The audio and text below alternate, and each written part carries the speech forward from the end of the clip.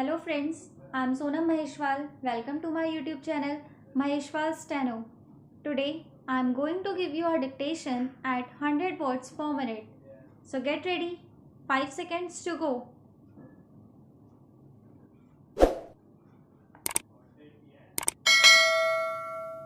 Mr. Deputy Speaker, Sir, the discussion on the budget demand of the Ministry for the year is an occasion for the members of Parliament to find out from the Minister an account of what he has done in the year that has been just left behind.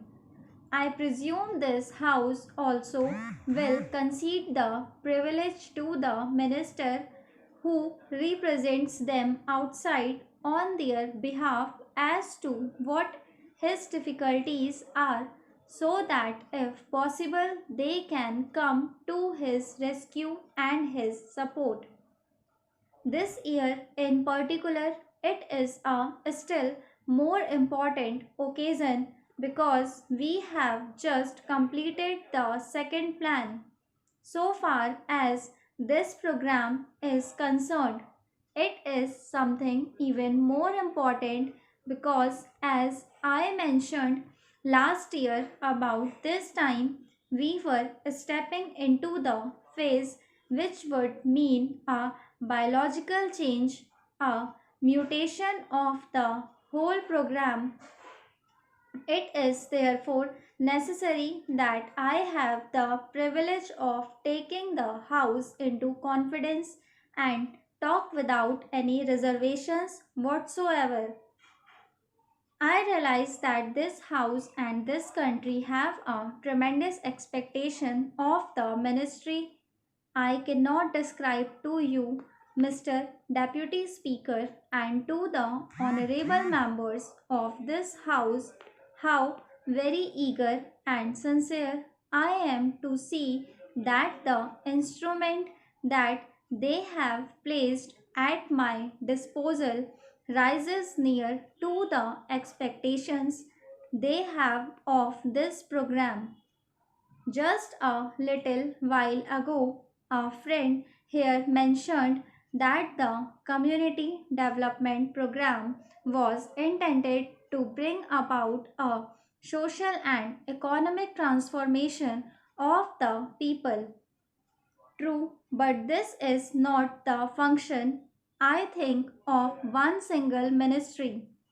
I maintain this is not even the function of the whole government. A social and economic transformation of people can only be brought about by the collective will and collective cooperation of the world people. The Community Development Ministry can act as a catalyst, and as my friend mentioned at this time last year, as an attorney for the people of the rural areas who have been subjected to an unkind and unhappy economic pressure from more powerful sections of the Indian community, primarily those who live in the urban areas and who have a potent voice.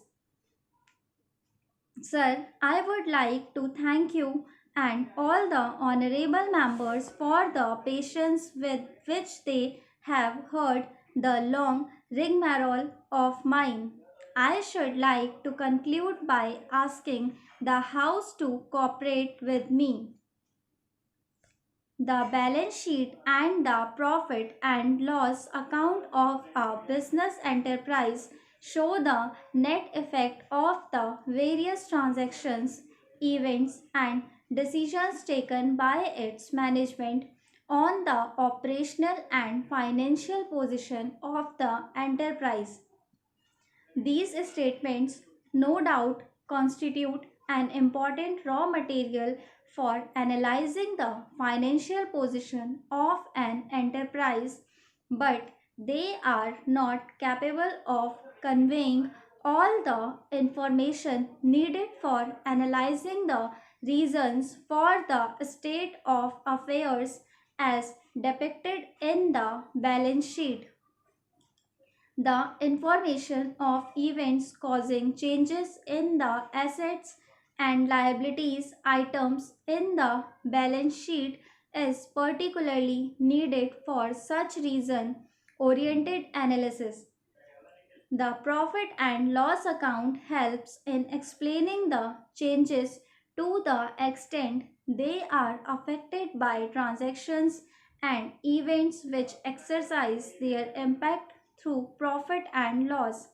But all transactions and events taking place in an enterprise do not necessarily operate through profit and loss account.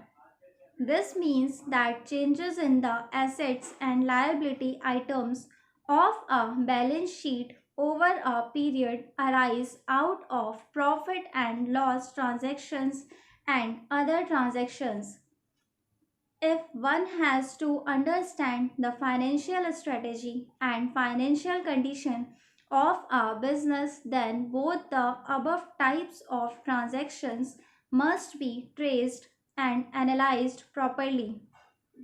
The technique by which the balance sheet changes are traced to original transactions for the purpose of analysis is known as fund flow analysis. Fund flow statement is a statement which attempts to explain the changes over two periods in the balance sheet items by tracing them back to the original transactions, thus throwing light on the financial strategy of the business unit and enabling its proper interpretation and predictions. It summarizes the various transactions in terms of the sources and uses of the funds involved in business activities. Such a summary enables one to judge the validity and effect of financial strategy of the business. It is useful particularly in situations where, in spite of profitable operations, the firm is in the grip of liquidity crisis, which arises because the liquid profits are blocked in fixed assets. Therefore, every business house has to appoint a chartered accountant to take care of the accounting of the company. The profit and loss account has to be placed before the managing committee, which the financial experts will examine and reasons for the good or bad performance of the company and will take remedial measures or corrective steps. So friends, don't forget to like, share and subscribe my channel and press the bell icon for instant notifications. Thank you.